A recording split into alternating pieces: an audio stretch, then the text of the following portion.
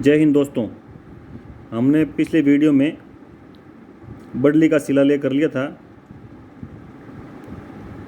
जो कि राजस्थान का सबसे प्राचीन शिलालेख है। अब भारत का सबसे प्राचीन है प्रियवत शिलालेख। अच्छा, अगला अपन पढ़ेंगे गोसुंडी शिलालेख। नगरी चित्तौड़गढ़, ये ब्राह्मी तथा संस्कृत दोनों भाषाओं में है। इसका एक टुकड़ा उदयपुर संग्रहालय में रखा गया है। राजस्थान में वैष्णव संप्रदाय का सबसे प्राचीन शिलालेख यही है। इस शिलालेख को सर्वप्रथम D.R. भंडारकर द्वारा पढ़ा गया। तो इसमें क्वेश्चन बनते हैं कि इस शिलालेख को सर्वप्रथम किसने पढ़ा, तो D.R. भंडारकर का नाम याद करना है अपने को। और वैष्णव संप्रदाय का सबसे प्राचीन शिलालेख है। और अगला क्वेश्चन इसी में है, ये ब्राह्मी तथा संस्कृत दोनों भाषाओं में है। ऐसा कौन सा शिलालेख है जिसका एक टुकड़ा चित्तौड़ और दूसरा उदयपुर? जिसमें 3 क्वेश्चन बनते हैं इसमें बीच में। अगला है नानसा युग स्तंभ लेख, नानसा गांव भीलवाड़ा। इस शिलालेख की रचना विक्रम संहिता में चैत्र पूर्णिमा को सोम ने की थी। इस स्तंभ लेख से उत्तरी भारत में प्रचलित पौराणिक यज्ञ के बारे में जानकारी मिलती है।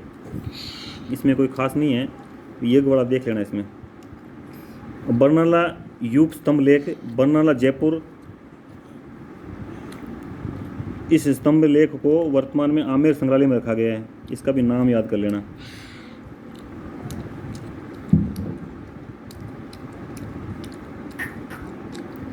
अगला है बड़वा स्तंभ लेख, बड़वा कोटा। इस स्तंभ लेख से त्रिरात्र यज्ञों के अपतोताम यज्ञ का उल्लेख मिलता है। इसका नाम अजीब सा, ये नाम याद कर लेना। अपतोताम यज्ञ का उल्लेख कहाँ मिलता है, तो बड़वा स्तंभ से।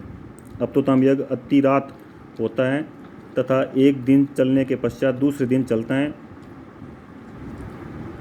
बड़वा स्तंभ लेख वैष्णव धर्म को तथा यज्ञ महिमा का द्योतक है। अगला है बिचपुरिया स्तंभ लेख, बिचपुरिया उनियारा टोंक। इस लेख से यज्ञानुष्ठान का पता चलता है। इसका नाम और ये कहाँ है इसका भी याद कर लेना। बस यज्ञानुष्ठान का अगर देखते हो देख लेना। विजयगढ़ स्तंभ लेख, भरतपुर। इस स्तंभ लेख से राजा विष्णुवर्धन के पुत्र यशोवर्धन द्वारा यहाँ किए गए पुंडरीक यज्ञ की जानकारी मिलती है। तो कौन से शिलालेख से, स्तंभ लेख से पुंडरीक यज्ञ की जानकारी मिलती है, तो विजयगढ़ कहाँ है ये, भरतपुर में। अगला है नगरी शिलालेख, नगरी चित्तौड़गढ़ में। यह शिलालेख वर्तमान में अजमेर संग्रहालय में रखा गया है। ये शिलालेख नगरी का संबंध विष्णु पूजा से बताता है। ये तो अपने आ गया था पहले ही, नगरी वाला चित्तौड़गढ़। चित्तौड़ के 2 खंड लेख हैं। चित्तौड़, ये शिलालेख 6वीं शताब्दी के प्रारंभ से मंदसौर के शासकों को चित्तौड़ पर अधिकार से संबंधित जानकारी देता है। अगला है बसंतगढ़ लेख, बसंतगढ़ सिरोही है। राजा वर्मताल के समय का ये लेख सामंत प्रथा की जानकारी देता है। सामंत प्रथा की जानकारी मिलती है। और इस बसंतगढ़ लेख कहाँ है, ये सिरोही याद कर लेना। सामोली शिलालेख, भौमट उदयपुर। यह शिलालेख गुहिल वंश के शासक शिलादित्य के समय का है तथा यह शिलालेख शिलादित्य के समय की आर्थिक राजनीतिक जानकारी देता है। डॉक्टर ओझा ने इसको अजमेर संग्रहालय में रखवा दिया। इस शिलालेख की भाषा संस्कृत तथा लिपि कुटिल है। गुहिल आदित्य समय इस शिलालेख में लिखा गया है कि वह शत्रुओं को जीतने वाला, देव ब्राह्मण गुरुजनों को आनंद देने वाला, अपने कुलरूपी आकाश का चंद्रमा राजा शिलादित्य पृथ्वी पर विजय हो रहा है। इस लेख के अनुसार इसी समय जावर में तांबे की जस्ते की खानों का काम शुरू हुआ तथा जैतक मेहतर ने अरण्यवासिनी देवी का मंदिर बनवाया था, जिसे जावर माता का मंदिर भी कहते हैं। अब इसमें क्वेश्चन बनता है, एक तो ये जैतक मेहतर ने अरण्य देवी का मंदिर बनवाया, जिसका दूसरा नाम भी है जावर माता। अच्छा, और क्वेश्चन क्या बन सकता है इसमें, ये तो कोई ख़ास नहीं है। चलो अगला है अपराजित का शिलालेख, नागदा उदयपुर। डॉक्टर ओझा को ये शिलालेख कुंडेश्वर मंदिर में मिला था, जिसको ओझा ने उदयपुर के विक्टोरिया हॉल के संग्रहालय में रखवाया था। इस लेख में लिखा हुआ है कि अपराजित ने वराह सिंह जैसे शक्तिशाली व्यक्ति को परास्त कर उसे अपना सेनापति बनाया। तो इसमें यही क्वेश्चन बनता है कि अपराजित ने किसको पराजित कर अपना सेनापति बनाया है। ये युवराज सिंह बहुत ही शक्तिशाली राजा था, इसको हराकर अपराजित ने अपना सेनापति बना दिया। अगला है मान मौर्य का शिलालेख पुठोली चित्तौड़। ये शिलालेख टोड को पुठोली में स्थित मानसरोवर झील के पास मिला था। टोड इस शिलालेख को इंग्लैंड ले जा रहा था, लेकिन भारी, ये कर्नल जेम्स टोड है, लेकिन भारी होने के कारण इस शिलालेख को टोड ने समुद्र में फेंक दिया। अब क्यों फेंक दिया इसकी कोई पूरी जानकारी नहीं है, पर ऐसा अनुमान है कि लोगों ने भारी होने की वजह से फेंक दिया। इस शिलालेख में अमृत मंथन का उल्लेख है। इस शिलालेख में 4 राजाओं का उल्लेख है, महेश्वर, भीम, भोज तथा मान मिलता है। इन राजाओं के नाम याद कर लेना। ये जेम्स टोड ने समुद्र में फेंक दिया। शंकर घटा का शिलालेख गंभीरी नदी के पास चित्तौड़गढ़। ये शिलालेख चित्तौड़ में सूर्य मंदिर का उल्लेख करता है। इसका नाम और कहाँ है ये याद कर लेना। वैसे सूर्य मंदिर का उल्लेख मिलता है, ये भी देख लेना। कणसुआ का लेख कणसुआ कोटा, कणसुआ कोटा है। ये शिलालेख मौर्य वंशी राजा धवल का उल्लेख करता है। ये कोटा में है और इसमें राजा का नाम भी याद कर लेना, धवल। चाकसू की परिस्थिति जयपुर। इस शिलालेख में चाकसू में गुहिल वंशी राजा तथा उनकी विजयों का उल्लेख है। चाकसू सबको पता ही है, जयपुर के पास ही है। गुहिल वंशी राजाओं का विजय का उल्लेख मिलता है इसमें। किराड़ू का शिलालेख बाड़मेर।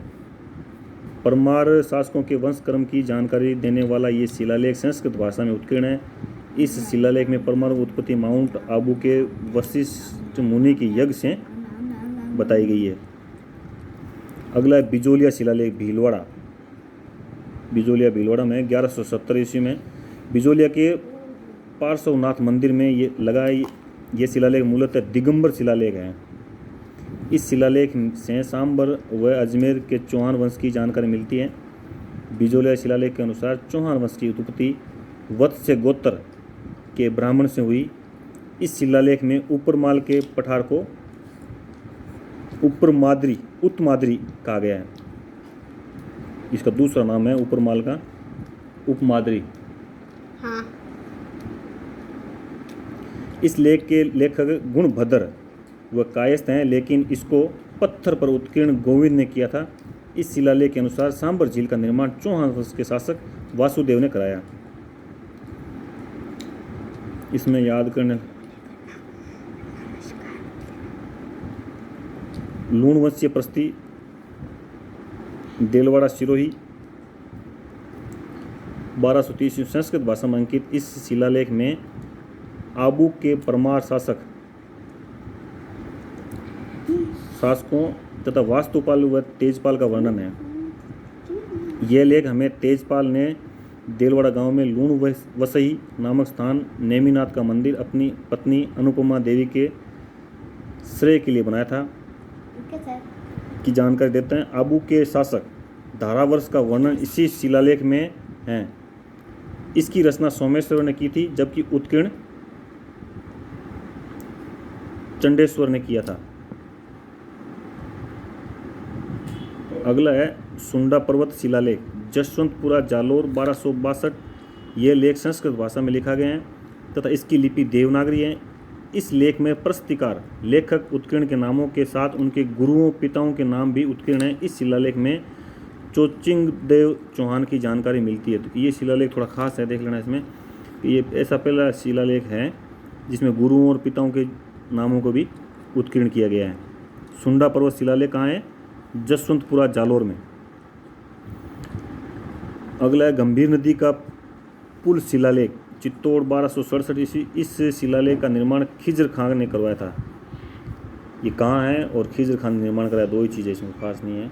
चिरवा का शिलालेख उदयपुर 1273 ईस्वी में। ये शिलालेख गुहिल वंश के शासक जेतर सिंह, तेज सिंह, समर सिंह आदि शासकों के बारे में जानकारी देता है। इस शिलालेख में टाटेड जाति के तलारक्षों के बारे में जानकारी मिलती है, जो नगर के सज्जन व्यक्ति की रक्षा तथा दुष्ट व्यक्ति के दंड देते थे। ये जाति याद कर लेना, टाटेड जाति। बिट्ठू का शिलालेख पाली, इसमें सिर्फ डेट दी है, बिट्ठू का शिलालेख कहाँ है, पाली है, इतना ध्यान रखना है। रसिया की छतरी लेख चित्तौड़गढ़, इस शिलालेख से गुहिल वंश तथा मेवाड़ की स्थिति व उपज, पक्षियों, वर्षावली आदि के बारे में जानकारी मिलती है। ये भी कोई खास नहीं है। अंचलेश्वर लेख सिरोही पद्मई संस्कृत भाषा से रचित ये शिलालेख गुहिल वंश के संस्थापक बप्पा से लेकर समर सिंह की वंशावली के बारे में जानकारी देता है। इस शिलालेख में मेदपाट का वर्णन करते हुए लिखा गया है कि बप्पा द्वारा यहाँ दुर्जनों का संहार हुआ तथा उनकी चर्बी से यहाँ की भूमि गीली हो जाने से इसे मेदपाट कहते हैं। तो ये जो बप्पा दुर्जनों का संहार किया इसने, तो उनकी चर्बी से भूमि गीली होगी, इसलिए इसको मेदपाट कहते हैं। तो इसका नाम याद कर लेना, मेदपाट क्यों कहते हैं इसको। अगला है चित्तौड़ के जैन कीर्ति स्तंभ के लेख। इन अभिलेखों का स्थापनकर्ता जीजा था, जीजा नाम का व्यक्ति है। जावर की प्रस्ती, जावर की इस प्रस्ती में उस समय की संयुक्त परिवार प्रथा के प्रचलन, धार्मिक कार्यों में संपूर्ण परिवार के सम्मिलित होने तथा शिक्षा की स्थिति के बारे में जानकारी मिलती है। ये जावर की प्रस्ती उदयपुर में है, ये याद कर लेना इसमें। माचेड़ी का शिलालेख, माचेड़ी की बावड़ी अलवर, इस शिलालेख में पहली बार बडगुजर शब्द का प्रयोग हुआ है। बडगुजर शब्द का पहली बार प्रयोग कहाँ हुआ है, तो माचेड़ी का शिलालेख कहाँ है, ये अलवर। श्रृंग ऋषि शिलालेख कैलाशपुरी उदयपुर, इस शिलालेख की रचना कवि राजवाणी विलास ने की थी। ये लेख मोक्कल के समय का है, जिसने अपनी पत्नी गौरंबिका की मुक्ति के लिए श्रृंग ऋषि के पवित्र स्थान पर ये एक कुंड बनवाकर उसकी प्रतिष्ठा स्थापित करवाई। यह शिलालेख गुहिल वंशीय शासक हमीर क्षेत्र सिंह मोक्कल का भी उल्लेख करता है। इस शिलालेख में लिखा हुआ है कि राणा लाखा ने त्रिस्थली काशी प्रयाग गया जाने वाले हिंदुओं से लिए जाने वाले करों को हटाकर वहाँ पर शिव मंदिर का निर्माण कराया है। तो यही राणा लाखा ने जो एक करों को हटाया है, ये याद करना है इस शिलालेख में। कौन सा शिलालेख है, श्रृंग ऋषि शिलालेख। समाधीश्वर शिलालेख चित्तौड़, गुहिल वंश की धर्म स्थापना से संबंधित इस शिलालेख की रचना एकनाथ ने की थी। इस लेख में हमीर का वर्णन करते हुए लिखा गया है कि उसकी तुलना कामदेव, विष्णु, अच्युत्य, शंकर, कर्ण की से की गई है। देलवाड़ा का शिलालेख सिरोही, मेवाड़ी भाषा में लिखित इस शिलालेख में टंक नामक मुद्रा स्थानीय करों का उल्लेख मिलता है। टंक नाम की मुद्रा का उल्लेख कौन से शिलालेख में मिलता है, ये याद करना है इसमें, देलवाड़ा का शिलालेख। अगला है नागदा का शिलालेख उदयपुर, समाज में बहुविवाह, संयुक्त परिवार जैसी प्रथाओं का उल्लेख इसी शिलालेख में है। ये रणकपुर प्रस्ती पाली, इस प्रस्ती में बप्पा रावल से कुंभा तक के शासकों की उपलब्धियों का वर्णन मिलता है। ये चूँकि है तो इधर पाली में, पर मेवाड़ के शासकों का वर्णन है इस प्रस्ती में। सेठ धरनक शाह तथा उसके शिल्पी देपाक के नाम भी इस प्रस्ती में उपलब्ध हैं। इस प्रस्ती में बप्पा व काल भोज को अलग अलग बताए हैं। चेमुखा जैन मंदिर में लगी इस प्रस्ती की भाषा संस्कृति तथा लिपि देवनागरी हैं। तो ये रणकपुर प्रस्ती है, मोस्ट है। अगला है कुंभलगढ़ प्रस्ती राजसमंद, कुंभलगढ़ प्रस्ती राजसमंद 1460 ईस्वी में। इस प्रस्ती की वर्तमान में उदयपुर के संग्रहालय में रखा गया है। इस प्रस्ती में बप्पा रावल ब्राह्मण वैश्य विप्र प्रस्ती बताए गए हैं तथा मेवाड़ के उदारक हमीर को इसी प्रस्ती में ही विषम घाटी पंचानन कहा गया है। तो विषम घाटी पंचानन कौन सी परिस्थिति में कहा गया है, तो कुंभलगढ़ प्रस्ती है। महाराणा कुंभा की विजयों का विस्तृत रूप से वर्णन इसी प्रस्ती में मिलता है। अगली कीर्ति प्रस्ती है, कीर्ति स्तंभ प्रस्ती चित्तौड़गढ़। इस प्रस्ती की रचना अत्रि भट्ट ने आरंभ की तथा इसके पुत्र महेश भट्ट ने पूर्ण की थी। इसे जैन प्रस्ती भी कहते हैं। इस प्रस्ती में हमीर, खेता, मोक्कल, कुंभा की उपलब्धियों का वर्णन मिलता है। इस प्रस्ती में कुंभा की उपाधियों शैलगुरु, राजगुरु, दानगुरु, छापगुरु, हिंदू सुल्तान, राणो, रासो आदि मिलती हैं। कीर्ति स्तंभ प्रस्ती में कुंभा द्वारा रचित ग्रंथ संगीत राज, गीत गोविंद की टीका, चंडिस्तक आदि का उल्लेख मिलता है। ये सारे जो उपाधियाँ हैं वो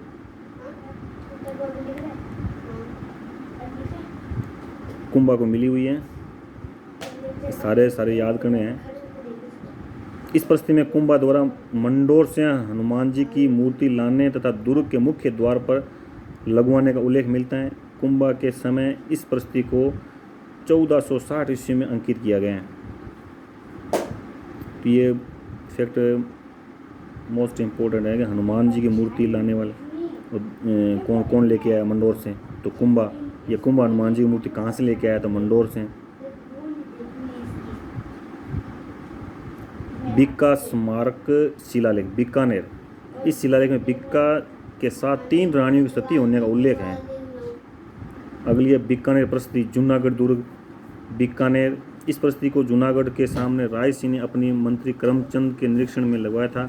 इस परिस्थिति के दोनों और जयमल फत्ता की मूर्तियां लगी हुई है, जो आगरा में तुड़वा दी थी, वो यहाँ लेके औरंगजेब ने तुड़वाई थी, फिर वो बीकानेर में लगी हुई है अभी भी। आमेर का लेख, जयपुर। कच्छावा वंशीय की जानकारी देने वाले इस शिलालेख में कच्छावा वंश के शासकों को रघुवंश तिलक कहा गया है। अगला है जगन्नाथ परिस्थिति, उदयपुर। यह परिस्थिति उदयपुर के जगदीश जी के मंदिर में लगी हुई है। इसमें बप्पा से लेकर जगत सिंह तक के मेवाड़ शासकों को उपलब्धियों का वर्णन मिलता है। ये परिस्थिति हल्दी घाटी के युद्ध का भी उल्लेख करती है। अगला है राज परिस्थिति, राजसमंद झील। ये परिस्थिति राजसमंद झील के उत्तरी भाग के नौ चौकी पाल पर लिखी हुई है तथा ये परिस्थिति 25 शिलालेखों पर रणछोड़ भट्ट द्वारा संस्कृत भाषा में लिखी है। ये एशिया की सबसे बड़ी परिस्थितियाँ। इस परिस्थिति में मुगल मेवाड़ के बीच संधि का उल्लेख है। ये संधि जहांगीर अमर सिंह के मध्य हुई थी। इस परिस्थिति में राज सिंह जगत सिंह की उपलब्धियों का वर्णन है। इस परिस्थिति में राज सिंह के समय का विषय वर्णन है तथा इस परिस्थिति में ही उल्लेख है कि राजसमंद झील का निर्माण अकाल रात कार्य के लिए हुआ था, जिसका 14 वर्ष में कार्य पूर्ण हुआ। इसके सारे फैक्ट इंपॉर्टेंट है राज परिस्थिति और जगन्नाथ परिस्थिति के। अगली है वेदनाथ मंदिर परिस्थिति, सीसाराम गांव, उदयपुर। यह परिस्थिति पिछोला झील के पास वेदनाथ मंदिर में स्थित है। इस परिस्थिति के अनुसार हारित ऋषि के आशीर्वाद से बप्पा रावल का राज्य की प्राप्ति हुई थी। ये फैक्ट इंपॉर्टेंट है, वो से एग्जाम में पूछा गया है। इसकी रचना रूप भट्ट ने की थी। इस परिस्थिति में संग्राम सिंह द्वितीय तथा मुगल सेनापति रणबाज खां के मध्य बादनवाड़ के युद्ध का वर्णन है। राजस्थान में कई स्थानों फारसी भाषा के भी शिलालेख मिले हैं, उनमें ये इंपॉर्टेंट है अजमेर का फारसी लेख, अजमेर। ये राजस्थान में फारसी भाषा का सबसे प्राचीन शिलालेख हैं, जो 2.5 दिन की झोंपड़े की दीवार पर लगा हुआ है। जो पहले कभी संस्कृत स्कूल थी उसको तोड़वा के 2.5 दिन का झोंपड़ा मस्जिद नामक मस्जिद बना दी। बरबंद का लेख, बयाना भरतपुर। इस शिलालेख के अनुसार अकबर की पत्नी मरियम उजमानी की आज्ञा से अकबर ने यहाँ एक बाग व बावड़ी का निर्माण करवाया। अगला है पुष्कर का जहांगीर महल शिलालेख, अजमेर। पुष्कर नाम से अजमेर याद रह जाएगा। तो दरगाह बाजार की मस्जिद लेख, अजमेर। इस शिलालेख के अनुसार मस्जिद का निर्माण प्रसिद्ध संगीत तानसेन की पुत्री तिलोकदी ने 1652 में करवाया था। ये इंपॉर्टेंट फैक्ट है। शाहजहानी मस्जिद शिलालेख, अजमेर। कनाती मस्जिद का लेख, नागौर। इस शिलालेख के अनुसार अनेक चौहान शासक मुसलमान बन गए थे। मकराना की बावड़ी का लेख, नागौर।